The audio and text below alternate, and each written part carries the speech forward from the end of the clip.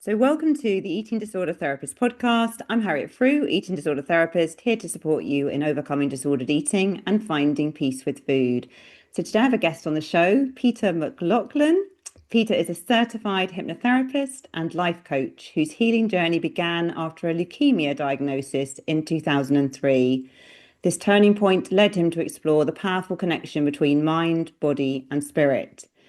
Peter helps clients find and resolve root cause trauma using havening, present and past life regression, and other deep, spiritually orientated healing methods.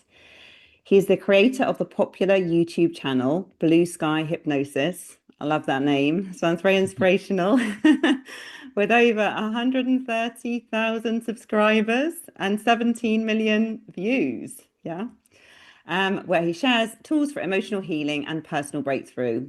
A former volunteer firefighter and EMT, he brings compassion and purpose to his life, and he's a part-time actor, returning to the stage as Shakespeare's King Lear after 22 years away. A very interesting life, Peter. So stay on the podcast. Peter is going to talk about some really interesting topics. We're going to talk about compulsions as distractions from pain, how our past is still alive in the subconscious mind, talking about the nervous system and only having two modes, subconscious programming, how it runs our lives, forgiveness being the root of all healing even. Okay, Peter, I'm really looking forward to this conversation. Welcome to the Eating Disorder Therapist podcast. Thank you so much for letting me be here and talk to you and to your listeners. Okay, thank you. So, Peter, just before we were sort of live, we were talking a bit about your, going back to acting a little bit. So, do you want to just tell the audience a little bit about your return to acting before we dive in? Yeah, it's a wild story. I still can hardly believe it. When I tell it, I think, am I just dreaming this? So my wife and I were both actors in New York City when we met each other. This was in the 1990s. And as soon as we got married, within a few months, she got pregnant. And as soon as she got pregnant, it was time to stop. And I had just gotten my first Actors Equity role, and I felt like I was on my way, but I just felt it was inconsistent with being in a family. And so I let it go. And I had this idea that I would go back when I got older because, wow, when you're in your 20s and 30s in New York City, you walk into an audition and there's a bunch of guys that all look like you there. But as you get older, there's fewer and fewer people doing it. Anyway, fast forward 20-something years, and my wife and I were producing this Shakespeare play where we live now, which is Florida. And it's this way that Shakespeare did things in his time, which is called unrehearsed. They didn't actually rehearse anything except fights, dances, and songs. 3 weeks before we go up, right before Christmas, we get a phone call, and we hear that the actor playing King Lear has been arrested for robbing not one, but two banks at gunpoint and using an e-bike as a getaway car. I'm like, what?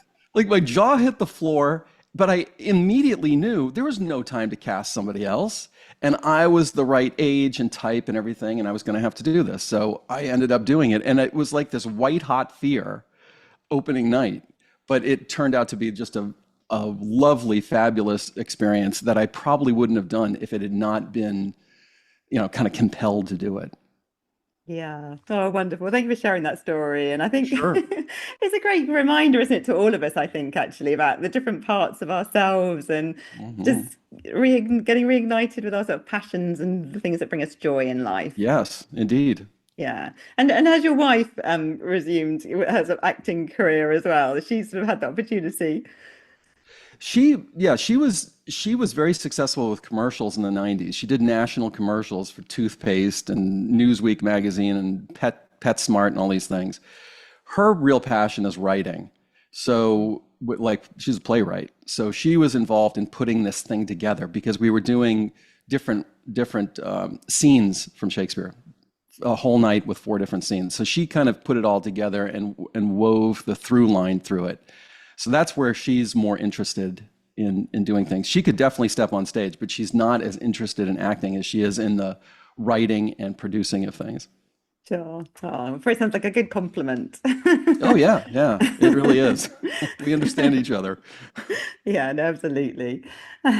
Okay, so firstly, let's talk a bit about compulsions as distractions from pain. Now, Yep, I'm guessing yep, like a lot of people listening are struggling with eating disorders, disordered eating. They're sure. restricting their eating, they're binge eating, they're Hmm. emotionally eating, maybe they're compulsively over exercising. And I think on some level, people sometimes recognize that it's not all about the food or it's not all about the Oh no. sort of surface thing. But Mhm. can you sort of say a bit more really? Because I think sometimes when you're in it, it feels all about those surface things, doesn't it? But actually, can you say a bit more like what's often underneath and what do you mean when like compulsions are a distraction from pain? Sure. Well, humans, we are wired to avoid pain and seek pleasure. No human wants to be in pain. And there's different kinds of pain. There's emotional pain, there's psychological pain, there's spiritual pain, and of course, there's physical pain. And when a person, any one of us, is in that state, we will find a way out of it. But that way out is probably going to be temporary. And you could say that largely it involves distraction. Sometimes we call it numbing, but anything. And it doesn't have to be food. Food, I think, happens to be the, the most widespread way of doing that, of distracting oneself. But it could be gambling, it could be compulsive shopping, it could be pornography, it could be drugs, it could be alcohol, it could be all sorts of things. And my feeling has always been it's not the tool of choice, the behavior of choice to distract oneself, but rather the underlying pain that we should be focusing on. You know, if a person with a broken leg is using crutches, nobody would criticize that person for using the crutches. Once the leg is healed and they're not in pain anymore, no one has to tell them to throw away the crutches. They won't need them. Nobody wants to walk around with crutches. That's my approach to people who are struggling with some kind of an addiction, you know, some kind of a compulsion with that they feel that they can't control, is to find and go after the pain. Yeah, no, I mean it makes a lot of sense, doesn't it? Otherwise, I think you are almost just putting a sort of plaster, a band-aid over a wound, aren't you, really? And it's interesting, isn't it? Because I think many approaches in healing mental health do focus more on that sort of surface behavioral issue, whether it be like alcohol or gambling or food or whatever. Hmm. But yeah, but like you're sort of saying actually that the pain underneath is the bit that really needs healing. Otherwise, you know, you could heal the behavior with food, couldn't you? And you could just transfer it to something else. Yes, and I think it's because as a society, we don't really understand that precept that people are compensating, distracting themselves for some kind of pain. Because nobody would criticize somebody walking down the street with crutches or someone in a wheelchair. No one would start, you know, looking down on them and saying that they're weak or that they should just stop using the wheelchair or just stop using the crutches. Because we have a different attitude towards people in those circumstances. Yeah, no, it's true, isn't it? I think as with mental health, it's hidden, isn't it, often? And also Hmm. there's a sort of shame sometimes, isn't there? A lot of stigma. I think that's Oh, for changing sure. more and more, but yeah, it's harder. Yeah, and then oftentimes the people will criticize themselves. And that just actually makes the problem worse because it creates more anxiety and upset inside of them. And they may turn to their drug or food or behavior of choice to quell that anxiety through emotional eating, right? Stress eating. So it's just making it worse. So my feeling is that compassion has to be the foundation of any journey that somebody is on, any healing journey that somebody's on, including what we're talking about today. Yeah, no, absolutely. I mean, I think, yeah, if you've got your inner critic raging, it's really hard, isn't it, to sort of get off first base, really. Hmm. Yeah. So we sort of talk about, you know, a lot of our past is living in the sort of the unconscious, and we're often not aware of that. So again, Correct. like, you know, people might not be fully in touch with what's in their unconscious, what are the painful things that are hidden. Hmm. But yeah, can you sort of say a bit more about that? Because I guess, is it true that sort of 80 to 95% of our kind of mind is in the unconscious, really, but we're 95, Yep, 95%. 95%, only 5% of our mind is conscious. And Carl Jung, the famous Swiss psychologist, said, until you make the unconscious conscious, it will rule your life, and you will call it fate. So a huge part of this is pinpointing exactly what's driving certain kinds of behavior. And it's always going to be something that I'm going to term a trauma. Now, it may not have been a trauma to other people looking at that event, but maybe to a 2-year-old it was. And so we treat it as such. And the second piece after it's been pinpointed is to resolve it, heal it, neutralize it in the subconscious mind. So when that person gets triggered, nothing actually happens. In other words, they don't go into a fight or flight response and start behaving automatically. Yeah, no, And sure. the thing to remember about the subconscious is that it has no concept of time. Everything to the subconscious is now. So even if something happened 40 years ago, to the subconscious mind, it's right now. And when it gets triggered, that event, whatever it was, it gets referred back to the person instantaneously as a clear and present danger, even if they consciously look around and say, there's nothing here in my environment that is dangerous. Yeah, so it's like a trigger almost, isn't it? I guess it's almost Mhm. like in that moment, your body could be flooded with all those emotions, and you could feel as you felt as the 2-year-old, although you're not going to rationally understand what's going on. Exactly. Yeah, it's going to be confusing to you. And our bodies, I've always tried to simplify things. I've been doing this work for 20 years, and I'm constantly trying to refine through simplification to make complex problems easier for me to understand so that it's easier for me to work through. And when I think about what we deal with psychologically, I recognize the autonomic nervous system. Autonomic just means automatic. And there's only two modes to it. So you are either in a rest and digest state of the autonomic nervous system, parasympathetic, or you are in a fight or flight response of the autonomic nervous system. That's called the sympathetic mode. And it doesn't matter what words we use. They all refer back, as far as your body is concerned, to either fight or flight or rest and digest. So you could say worried, or you could say rageful. You could say resentment. You could say fear. All of these things will take you into a fight or flight response. And that's what a trigger does.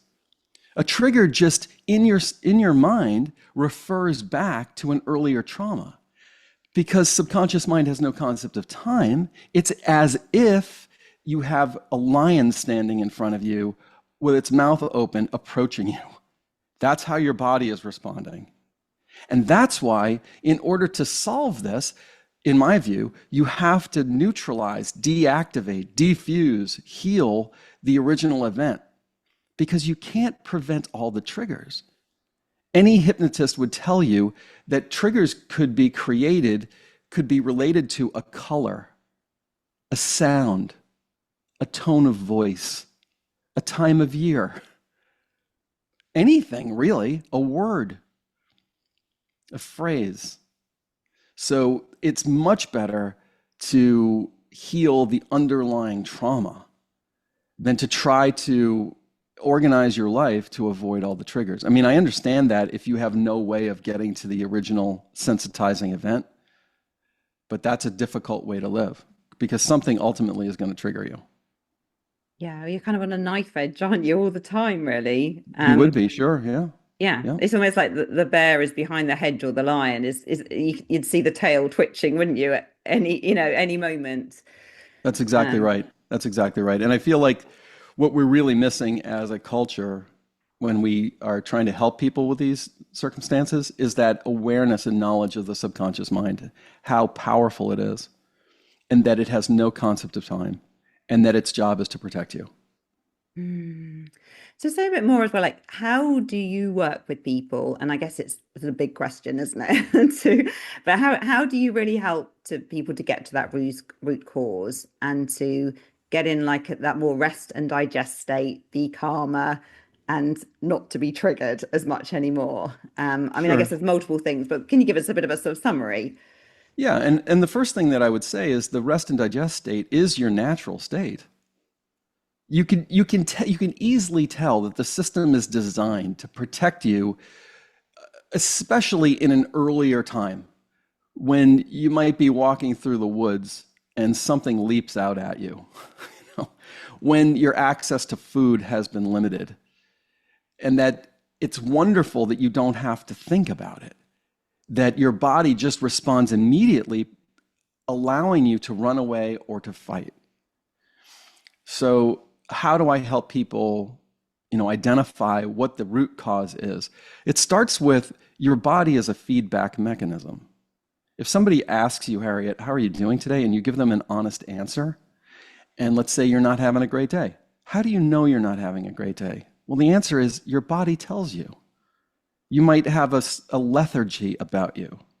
You might have a feeling of heaviness somewhere in your body, either or your whole body, or maybe your heart feels heavy, or maybe your heart feels broken because something happened in a relationship. But the bottom line is your body is giving you the feedback. And it turns out that your body is always communicating with you. When you put something to your mouth, if it's an organic apple, your body is going to be enjoying that. It's going to be telling you, yes, that's good. If it's something like an artificial sweetener, it's going to be saying no. There's a whole field called kinesiology or muscle testing. This is one of the ways that I'm still here today after a leukemia diagnosis, where I was told 23 years ago that I would live maybe for 10 years. I worked with a naturopathic physician who tested my muscles to understand what was going on in my body, because my body was giving her feedback to everything, like what remedy will work for this? How much should I take and for how long? She could get answers from my body about all of this. So I teach my clients to use and hold a pendulum. A pendulum is just a weighted object at the end of, in this case, it's like a chain, but it could be a string, it could be a piece of dental floss with a ring tied to it. And the pendulum is really just an amplifier of what your body is already telling you. So with my clients, we initially calibrate it. They're holding it, and I have them think, yes, yes, yes, yes, yes, show me yes, show me yes. I want to see the motion for yes. The pendulum in their hand will begin to move in a particular direction. Let's say it's clockwise. Great. Now think no, no, no, no, no. I want to see the motion for no. And let's say for that client, it starts moving in the counterclockwise direction. Great. We now know for them how it moves for yes and how it moves for no. Now I have them just sit there and think with the pendulum in their hand of something in their life that is either true or false. So my body is currently seated in a chair. If they're seated, it should move in the clockwise direction for yes. Am I 741 feet tall? It should move in the counterclockwise direction for no. So now we know, okay, we're getting accurate answers. And then we can ask, and I'm going to truncate this, speed through, is my situation with food, my compulsion with food, related to a trauma I suffered at an earlier time? If it moves clockwise, okay, great, we know that's a yes. Did this trauma occur for the first time before the age of 20? Yes. Before the age of 10? No. Before the age of 15? Yes. And we can dial in the exact age at which this pattern was created. And if the person still doesn't remember what the trauma is, we can ask, did this occur indoors? Did it occur at school? Did it occur at home? Did it occur in relationship to an adult? And we can get the exact instant at which this pattern was created, because that's the one that we most want to heal. Does that make sense? Yeah, no, it does make sense. Very interesting way of working. The second thing I wish that I had a pendulum actually to. Well, yeah, you could just get a piece of dental floss and tie a ring to it. Or get a necklace, or get a necklace with a pendant on the end of it. Sure. All of these things would work.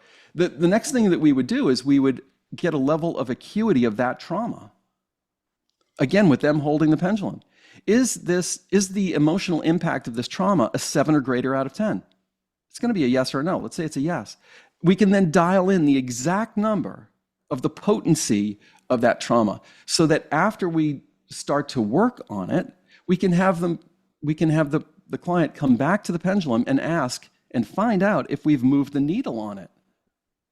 And we don't let that go in terms of healing it until we've got it at a 0, a 1, or a 2. Sure. It'd be really interesting. And because I guess what I'm thinking as well is like often there might be more than one trauma, Yes. but would you go through this process sort of like, so you're identifying in the present moment, perhaps there's a trigger thing that's coming up that's happening in the present, but then you're using the pendulum to go back to that very specific memory that's in the body from that thing that's getting triggered now. So you're almost like you're doing that bit of work on, yeah, that particular event. And then would you need to repeat it if there were multiple traumas that are No, related? No, no, okay. no, you wouldn't, because the subconscious mind is an associating making mechanism. And once you take that initial sensitizing event, that initial trauma, let's say from a 10 to a 0, the subconscious mind is now in the background without you having to consciously do anything, is going to say, oh, wow, that's interesting. If that we thought was so dangerous is now a 0, Yeah. then this one over here and that one over there and that one down there and this one up here must also be safe. So this mechanism actually begins working in our favor. Now, what I would generally do is I would get that initial sensitizing event, the one that we identified with the pendulum. That to me is the most important. But I also might pick out one or two other ones that the client remembers that were seriously painful. If they had more that they could remember, I would get another one or two just to be sure and go after those. And then we would just kind of monitor what their symptoms are, because that's ultimately the gold standard. If they're saying, you know, I went to a party and there was this table of food there, and normally I wouldn't have been able to stop myself, and this time I just felt like I didn't need anything there and it wasn't even hard. Okay, we know we're making serious progress. Mhm. Yeah, for sure. Now, how interesting. And would you argue as well, like obviously you're using this tool of the pendulum, Mhm. and I guess I'm wondering as well, do you always need the pendulum? Because I guess in a way the pendulum, I guess the way I'm viewing it in a way, it's almost like it's a tool, isn't it, to help you access in a way your inner knowing that is already there. Yes, But when one is very disconnected from one's body, as many of us are, the pendulum is kind of like a bridge, isn't it, almost to it is. allow, That's yeah. a really great way of describing it. I've often thought that if we were, say, Native Americans and we grew up outside living in tents and we walked around barefoot or with moccasins with leather soles, so we were electrically connected to the earth, we would definitely get to the point where we could sense what was happening in our environment. We could sense when there was a storm coming. You know, it's said that people, indigenous people, when they were tracking animals, they could basically think like the animal and they would know how to find it. So I would imagine that if you were that connected to the earth and your environment, you would also be much more connected to your body. And you would probably live in a culture that honors and recognizes things like God and the Great Spirit and your ancestors. And you wouldn't think, oh, that's woo-woo. I don't want to think about that anymore. Let me sit in front of a blue backlit screen. So yeah, you would be more connected to your body in an environment like that. I mean, even in Western culture, 100, 200 years ago, you would be more connected, where your light was from a candle, and you were attuned more clearly to the rise and fall of the sun and the seasons. So yeah, I like the way you call it a bridge to your inner knowing, what we might call your intuition. Sure, yeah. No, I mean, I think really, really interesting. And I guess just the whole thing about when we're teaching people how to kind of calm their nervous system these Mhm. days, we're encouraging them, aren't we, to do those things like get off a screen, get Hmm. out in nature, do grounding, feel Yes. the grass beneath your feet. It's all Oh those yeah, things, isn't it? So it is. I guess it just, yeah, really shows the importance of you're going to get more wisdom, aren't you, from the pendulum and being able to listen to your body if you are in that calm and regulated place. Well, And yes, and there's so many times I've even had it myself. I've used a pendulum in my own life for the last 20 some odd years. And I don't say, look, you should just let this be your oracle and do everything it says, but rather take it as advice. Take it as another data point. And there have been so many times in my own life, and it certainly happens to my clients all the time, where they'll say something like, oh yeah, such and such happened 20 years ago, but I haven't thought about it in 20 years, and it's really not an issue. This just happened with a woman around a divorce that she had. She said, oh, I was over him. I was happy to leave. It's not an issue. But when she's holding the pendulum, we're getting the exact 180-degree different answer. No, that's still a trauma. And P.S., it's a 10 out of 10. I'm not holding the pendulum. She is. But you can see that dichotomy, that difference between what her conscious mind believes and what her subconscious mind feels. So there's so many things that we might just discount, fly over, ignore, that really are an issue. Because, Harriet, it's like there's two of all of us. Your conscious mind and your subconscious mind. And your subconscious mind, it's like you're walking around holding the hand of your 4-year-old self all the time. She's with you all the time. She's listening to everything you say, everything you think, and everything you do. And she's literal. She believes everything. So if you're being sarcastic, she takes it as truth. If you're joking, she takes it as truth. And so all the self-criticism that we say to ourselves is going directly into the subconscious mind as gospel. And we have to be very careful, therefore, with how we treat ourselves. Some people will say things to themselves they would never say to another person. Critical, cruel things that reinforces an identity or a belief of what they don't want. So yeah, the pendulum is an incredibly powerful and simple tool for really understanding what's happening so that you know what to work on. Because it's not really possible to go after everything that's happened in one's life. And you don't need to. It's the bigger ones. yeah, I'm sure. I think very interesting. And what about as well, I guess a problem that you're going to experience in your practice is that so many people these days are really in their overthinking mind, aren't they? And really disconnected from the body. And Mhm. obviously, like even like using the pendulum and some of these tools and starting to just calm the nervous system, be a lot more present, they're going to start to access that wisdom. But I'm just thinking like a lot of people listening to this, like they know they need to get more into their bodies, but the overthinking mind is relentless. And like, do you have any more sort of wisdom to impart about like how do we deal with that? Because I'm thinking about some of my neurodivergent clients as well, like that relentless loop of the critical voice that sort of goes on repeat. Sometimes it feels almost impossible to kind of get out of that mind. Yeah, that's a great point, and there's several strategies for this. One of them is, I should first say, think of a coin. A coin has two sides. In my ultimately simplified worldview of this work, is one side of the coin represents the obstacles that a person has. These would be the old traumas that are driving the behavior. The other side of the coin represents a more traditional view of hypnosis, and that would be programming the subconscious mind for the desired outcome.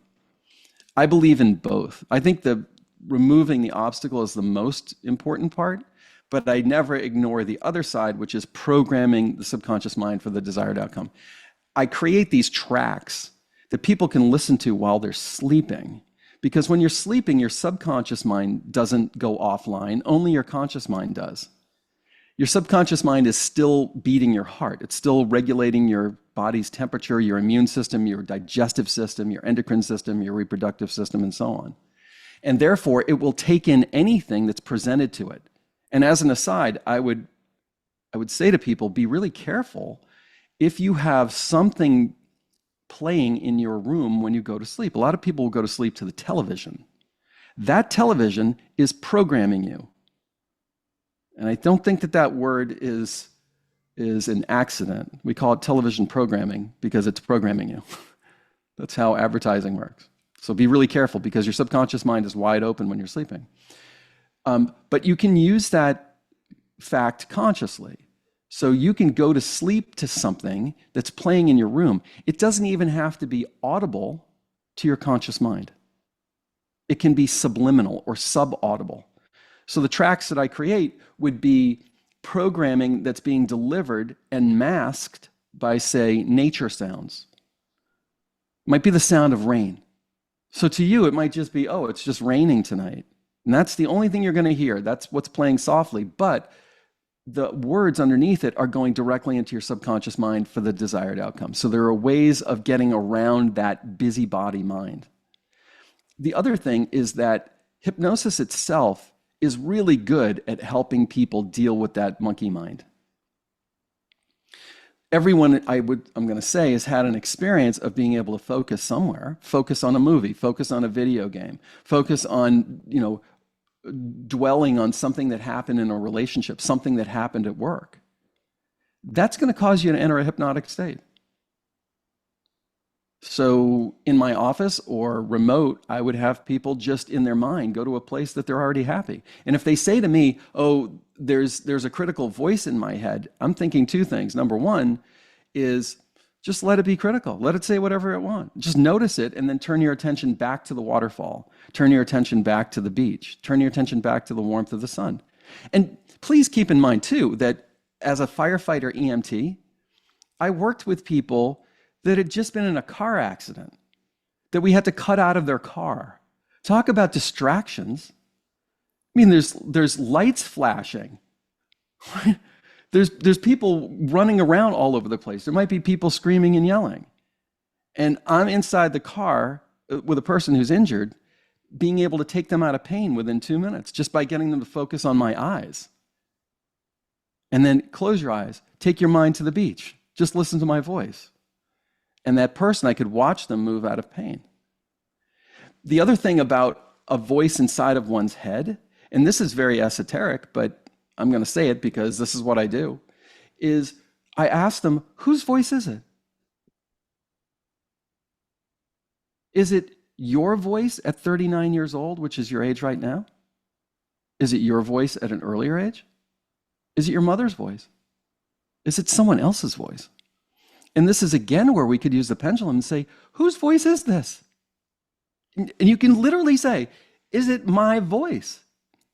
Is it somebody else's voice? Because it could be. If it's someone else's voice, we have a different situation that we're dealing with, which is what I would call an entity attachment. That is an energetic attachment between a person no longer in a body and you. That you are a kind of host. And the way this works is like Velcro. You have some kind of connection to them, just like they have some kind of connection to you, hook and loop. So our job then is to gently help usher them out by removing your part of the attachment. If you're the hook, we remove the hook so that the loop has nothing to attach to. And I've literally had clients say to me, the critical voice that was in my head for 40 years is gone after we did this. Yeah, powerful. Yes, and part of the, this is back to the pendulum where I like this so much, is if somebody says, well, that's crazy, that's not possible, I don't believe that, then my response is, then why are you getting a yes to that question with the pendulum that you were holding? I'm not holding it. And whether you just decide your mind's making this up, it's a metaphor for something else, whatever you decide, who cares? If you feel better, if you don't have this critical voice in your head anymore, or it's a lot quieter, what difference does it make? Yeah, well, no, it's true, isn't it?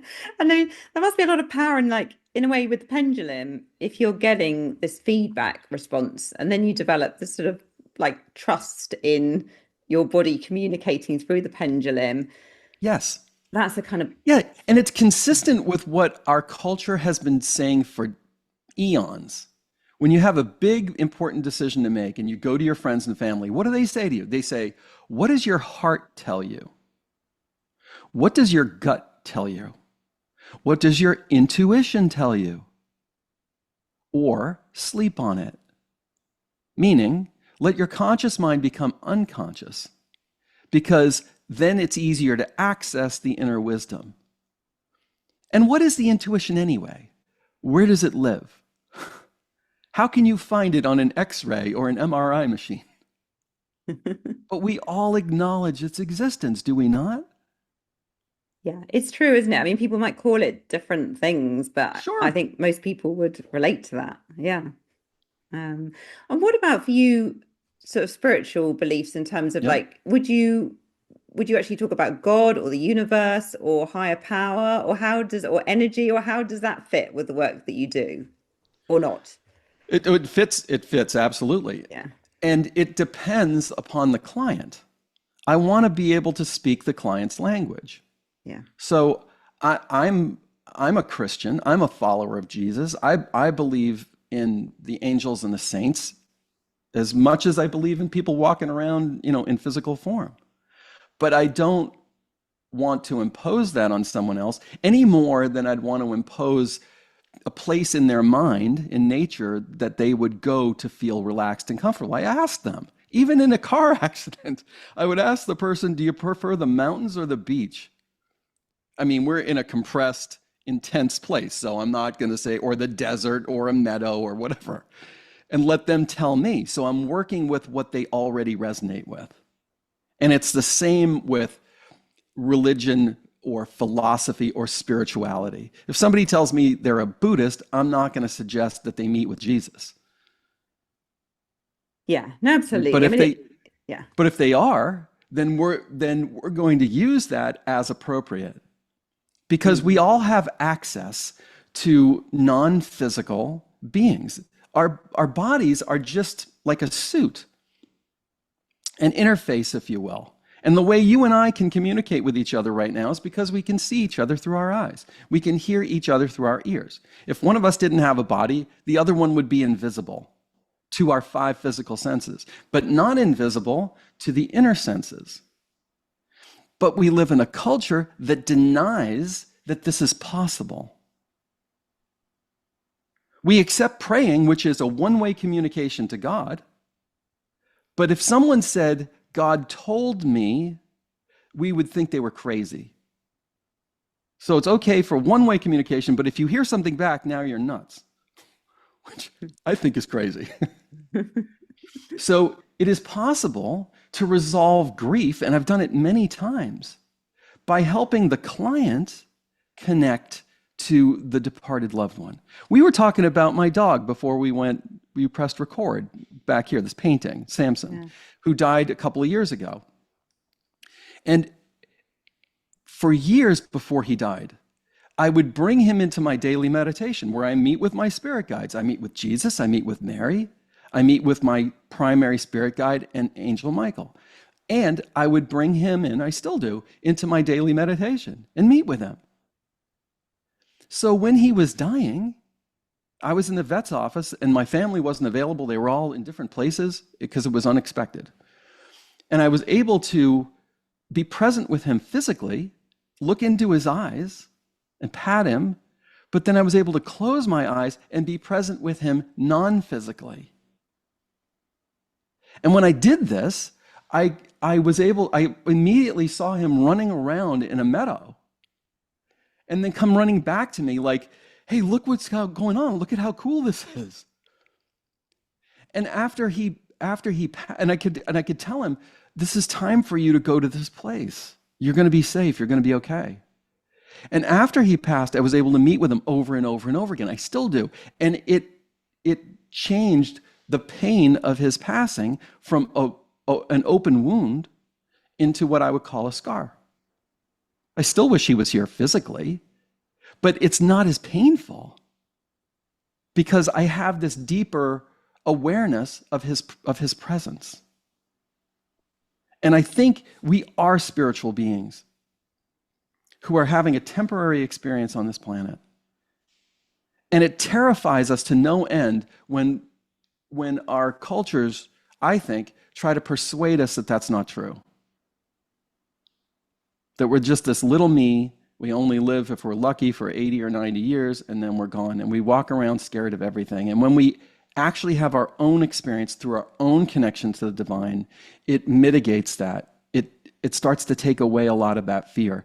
And we can access wisdom from there. You know, if I can, I'd love to give you a brief anecdote of accessing the wisdom at a difficult time. So in 2011, I was going through a really difficult time in my personal life. And I sat in meditation in a hypnotic state, and I met with my guides, as I always do. And I asked them in my mind, I said, is there an animal that represents the pain and difficulty of what I'm going through right now? And I was expecting like a jungle cat, something very masculine and sleek and powerful, like a leopard or a tiger or a lion or cougar, something like that. And they showed me a frog hopping, boink, boink, boink. And in my mind, I thought, I do not want to see a frog. I don't want to think of myself as a frog. I want to think of myself as more powerful. I pushed the frog away mentally. And I resettled myself and I said, okay, is there an animal that represents what I'm going through right now? Bring it on. And they showed me the frog again. So I asked them, I said, I brought on like this humility and said, okay, frog, fine. Why? And they said, it's representing a leap forward. The pain you're going through is leaping you forward spiritually on your path. If that doesn't change your relationship to whatever it is that's going on, when you hear something like that or you see something like that, I don't know what would. Suddenly it was like, oh, wait a minute. This is not just capricious, what's happening to me. This is not just pain for pain's sake. This is for my evolution. This is for my growth, which then transforms how you feel about it. And I don't think no one goes camping and fails to bring a tent or matches or water or food or a raincoat or a compass or something. So you bring tools with you. We did the same when we came to this place. But we've been persuaded that that's woo-woo, that's crazy. Only people who are nuts think that they can talk to an ascended master or a spirit guide. And so people just cut themselves off from it because it's not really encouraged or accepted by the people around them. But you can reawaken this, and then this journey through this life becomes a lot easier. It's never going to be perfect. Pain is part of what we signed up for, but it starts to make more sense. Well, thank you for sharing that story and embracing the frog. I'm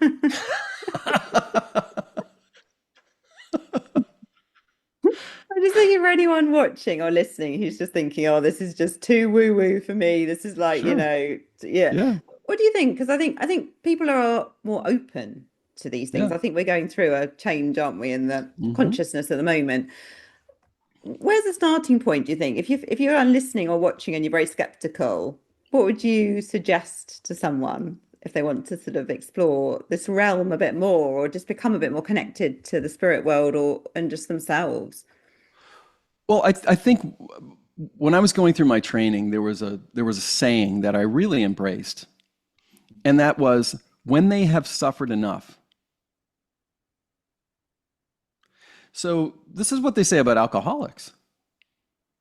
They call it when they hit rock bottom. And for each person, it's different. But if whatever you're doing in your life is working for you, far be it from me to persuade you to do anything different. But if you've tried lots of different things, if you're frustrated, if you feel like things will never change, why wouldn't you try something different? And when I look around, and this is based upon my own experience with the allopathic medical establishment, when I was told that I have chronic lymphocytic leukemia and may live for 10 years. Oh, and by the way, you also have Lyme disease. And then I was told by a hematologist oncologist, we don't know what causes this and we don't know how to cure it. I could either fold up the tent and go home and just consign myself to walking away from my kids who were little at the time and my wife, or Find a different path. Was that easy? No, that was really hard. But but when one road is completely blocked off and there's no way of clearing it, isn't it important to find another way? And to do that, one has to have an open mind. And to have an open mind, sometimes it requires they have suffered enough. For me, it was when I got those two diagnoses. I had suffered enough at that point, and I was open to things that I otherwise wouldn't have been. And why should I have been open to other things if everything was working just peachy?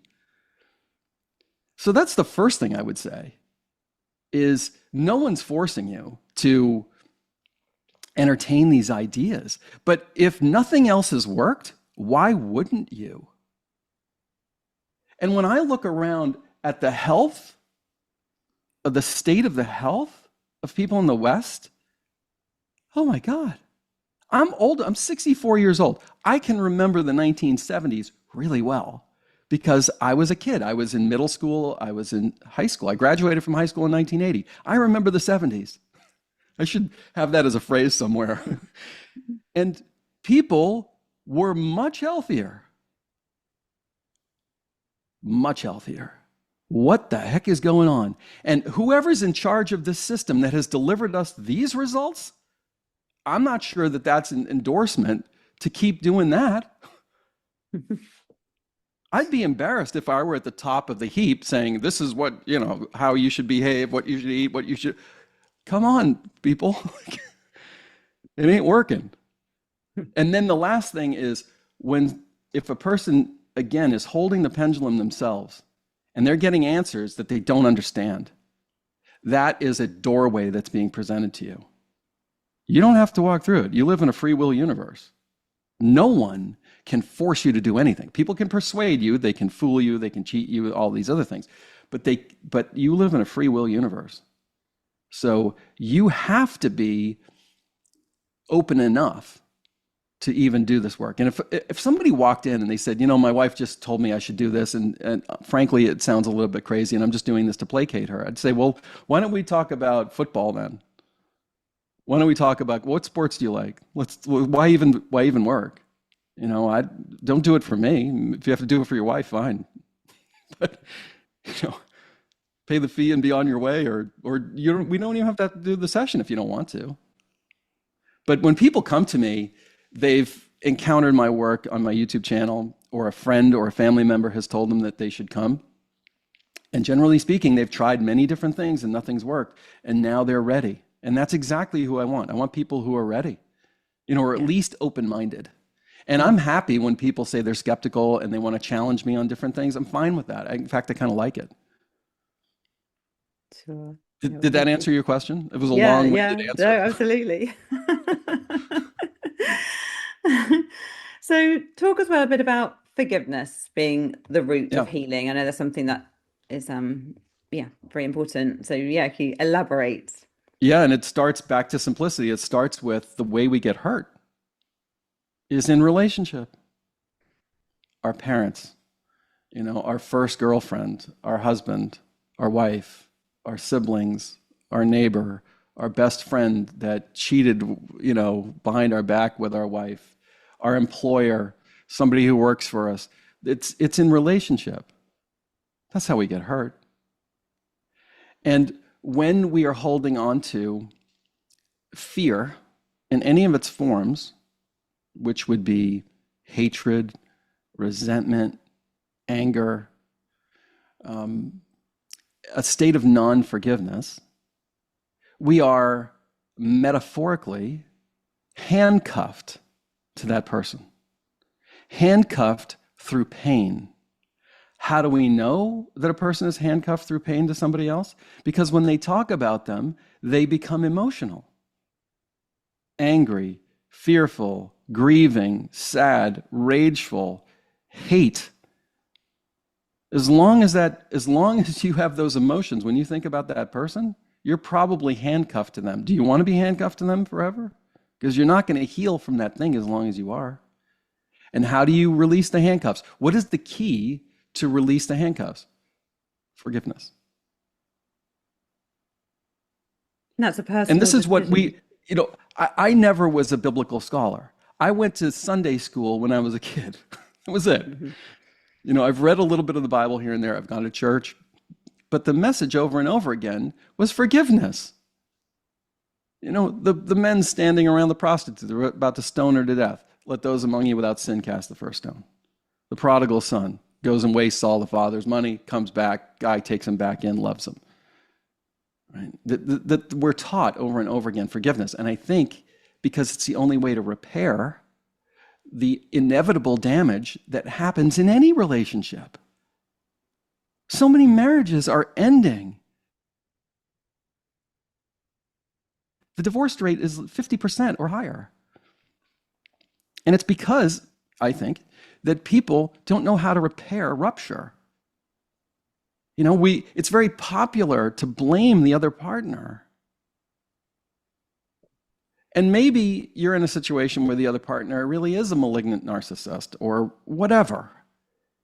And if they're abusing you physically or emotionally, then you've got to leave. But we also need to say, well, why did you pick that person? And is there forgiveness involved in this? Yeah, there is.